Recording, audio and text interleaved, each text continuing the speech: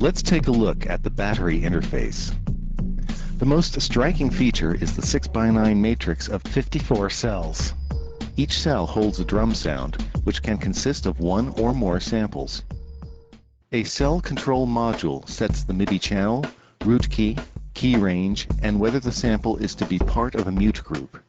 Triggering a cell within a mute group immediately mutes all other cells that are in that group. This section also has sample reverse and loop enable buttons.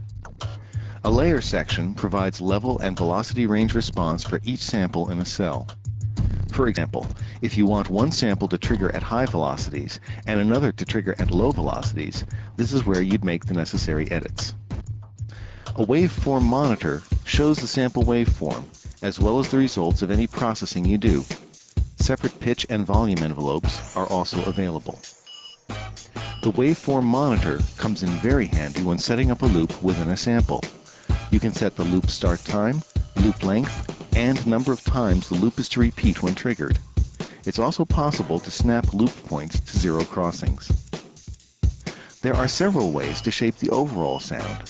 The wide-range tune control affects pitch, while shape is more of a dynamics processor that can really squash a sound.